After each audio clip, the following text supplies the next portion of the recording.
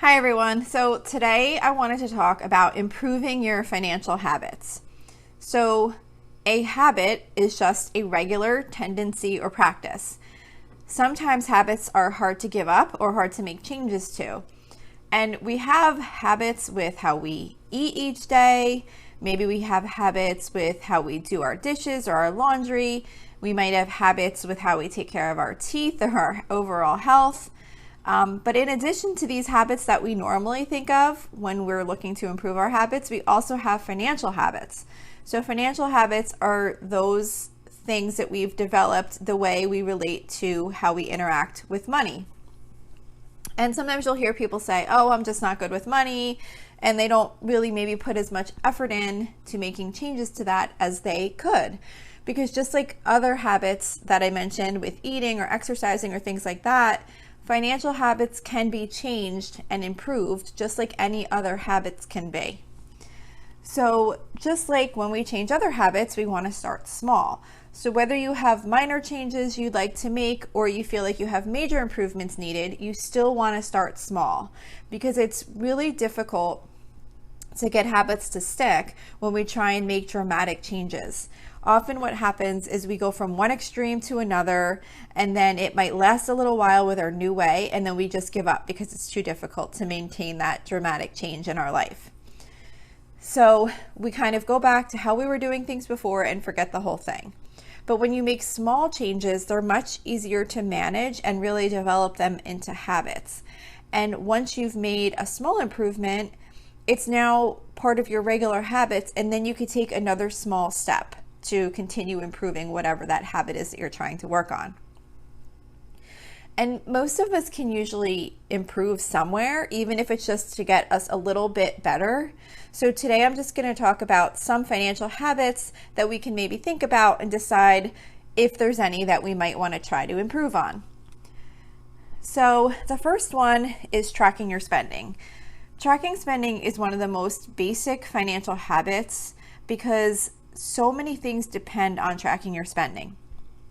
Without knowing what you're spending, it's very difficult to have a realistic budget. So it kind of, it's kind of like the starting point. Like if you don't have good habits to track your spending, you don't know how to budget, and then you're probably not sticking to a budget because you're not really sure of what your expenses are, and then your savings might not be good because you don't know what you're spending. So it all kind of relates. Like one of the main starting points is kind of tracking your spending. So maybe think about like how often do you track your spending? If you wait too long in between each time you record your expenses, it takes more time to do, and it's also difficult to remember what your purchases were for. And then if you get too far behind, it can become too much to deal with, and then you might just stop altogether because it can get like such a huge undertaking. So if you'd like to get better at tracking expenses, maybe consider setting up a specific time to do it. If you try and pick a time that you know there will be typically never a conflict, like I try and take a few minutes in the morning before work or at night before bed because I know there's not going to be anything else going on at that time. It's not like we're going to have an event to go to or a doctor's appointment or whatever. It's a time that pretty much usually nothing's ever going to be going on. So I know I can keep up with it. And I find that by updating expenses quickly on a daily basis is so much easier for me than doing it weekly because everything's fresh in my mind and I don't have to spend time thinking about what we purchased at some particular store. And it just makes life easier. So by developing that habit of just sitting down each day, that's helped me a lot. Maybe you have a much better memory than I have and you could do it weekly. It's more just about establishing a habit so that it's something that you can keep up with on a regular basis so that you're able to keep better, budgets and other financial plans because you kind of are on top of what you're spending. And I'm certainly not saying that there's not times I fall behind. It's not like every single day I'm sitting down and doing my expenses. But by creating a habit of doing it most days, it just makes it much easier to stay on top of our expenses. So just find what works for you if that's an area that you need to improve on or you would like to improve on. Another financial habit is creating and maintaining your budget. So some people might not consider budgeting to be like a habitual task, But really, it is something that you need to build some good habits around, because unfortunately, a budget isn't something you create and then just follow it. Once you've created a budget, it needs to be maintained frequently if you want to stay on track. Because even when we have a really good handle on our expenses, there is almost always something that comes in different than we expected. And it doesn't even necessarily mean that your costs came in higher than you thought. It could also be that you have an increase in income, or an expense came in lower than you expected. If you have a good habit of maintaining your budget, you can adjust for these changes that have occurred.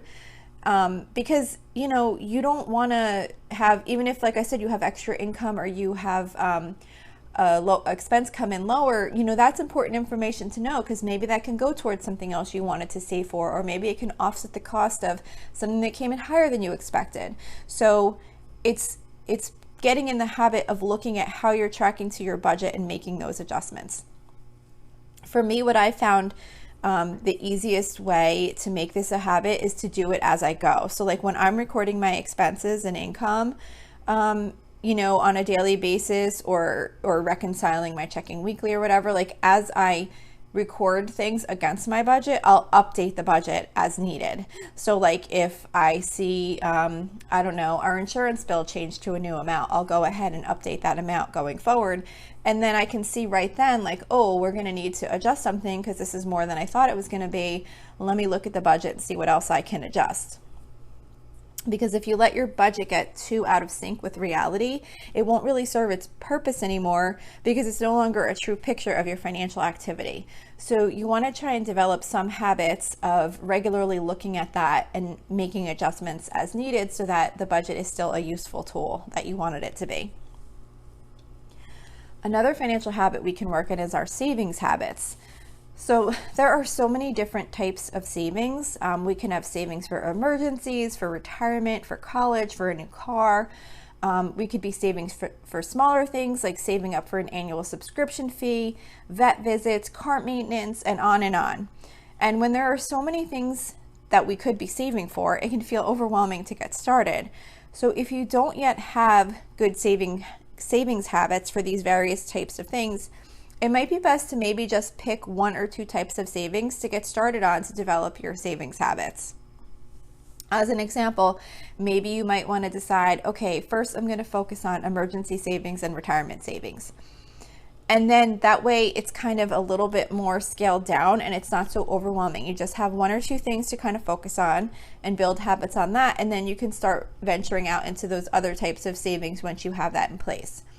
If you can automate your savings, it doesn't really take that much work then to get the habit started, because it just kind of does itself. But the work is that the habit part of it is in making it a regular practice to look at what you're saving, make sure you're saving how much you want to be, if you can, and how much you can afford in your budget.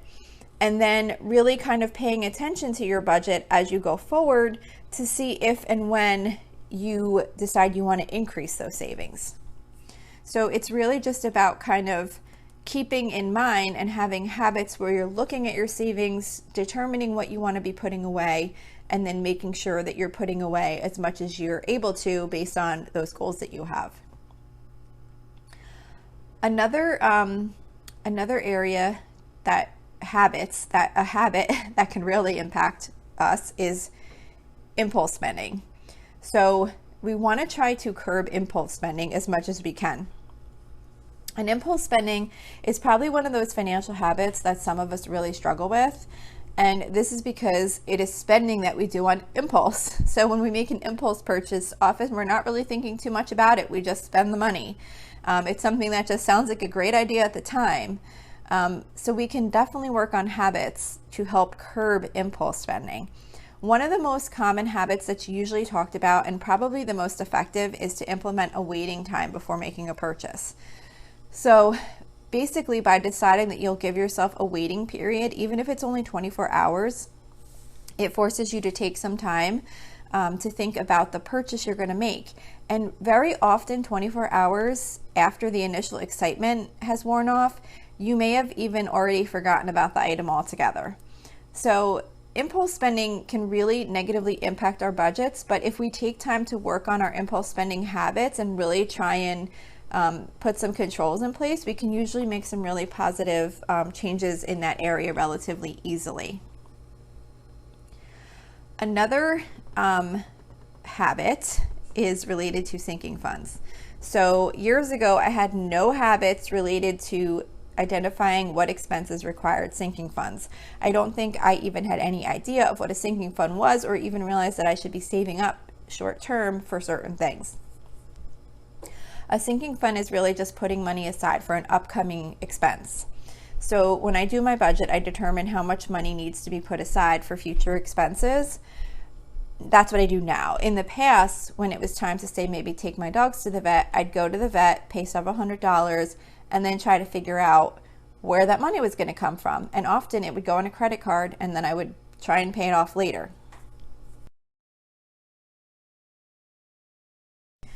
So over time, I wound up making it a habit to identify whenever one of those types of expenses came up. Like, instead of it just happening and then moving on, I would say, oh, this is one of those things that I need to start saving for.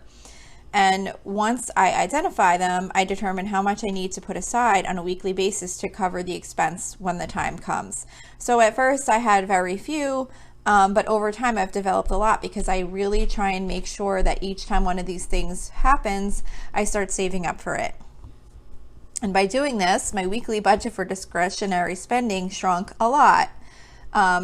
You know, a big piece of our weekly spending budget goes to putting money aside for these future expenses.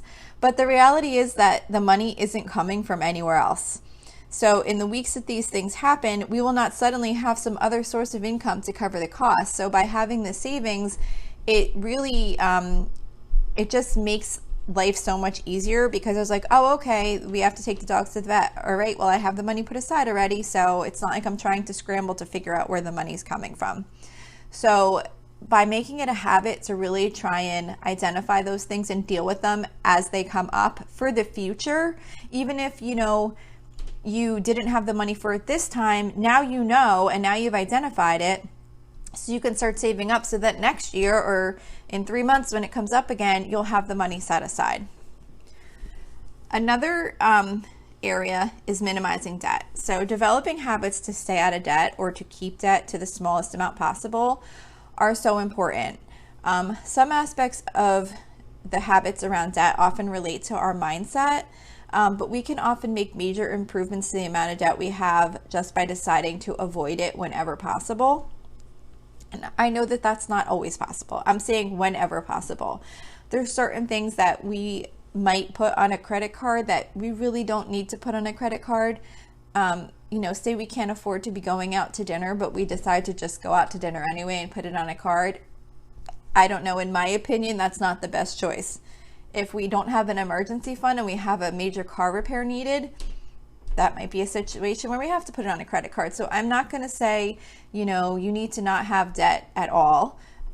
Ideally, we don't want to have debt, but it's more about the mindset of really making good decisions about if you really truly need to go into debt for something or not.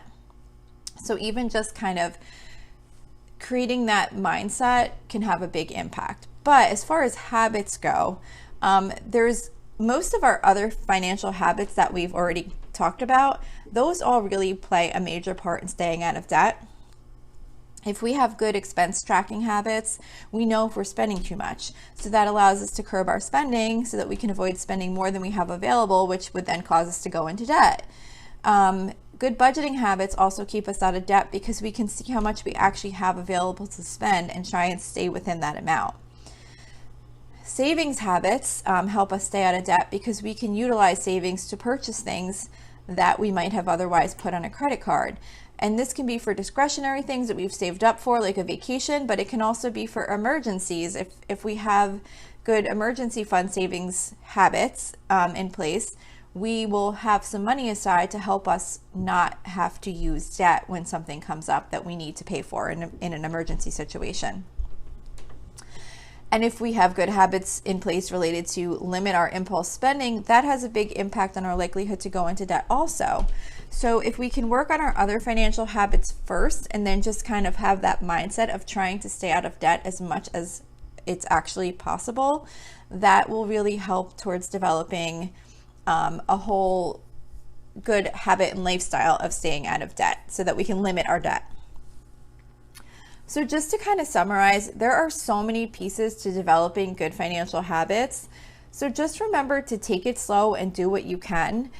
Most of us have areas that we would like to improve on in this area. So just don't have that feeling that it's just too much or you're just not good at it. Just start small. And even if you are good at it, like we all usually want to improve something. So just pick one area that you'd like to improve on the most, and then just pick one aspect of that area that you can work on. Because improving habits is a slow process. So if we just work on it and try and make little improvements over time, you'll get there and you'll see in the long run that you'll wind up getting better and better at these types of things over time. It just takes time and practice, and the more you work at it, the better you will get and the easier it will usually get. So that's it for today. Thank you so much for listening. Don't forget you can email me with any questions or suggestions at lolasfrugallife@gmail.com. You can follow me on Instagram and Facebook at lolasfrugallife. I have a blog post for each of my episodes on my website at lolasfrugallife.com. We also have a private listeners group at facebook.com/groups/lolasfrugallife. And if you enjoy the show, please make sure to subscribe on Apple Podcasts, Spotify, YouTube, or wherever you listen from. And I would really love it if you would screenshot the show and tag me on Instagram so that I can see you're listening. Also, if you could take a couple of seconds to rate and review the podcast, that would be really helpful to me. Those ratings and reviews are what help boost the show in search results when people are looking for something like this to listen to. Also, if you're interested, there is a link in the episode details to financially support the podcast. So that's it for today. Thank you so much for listening, and I hope you have a really awesome day.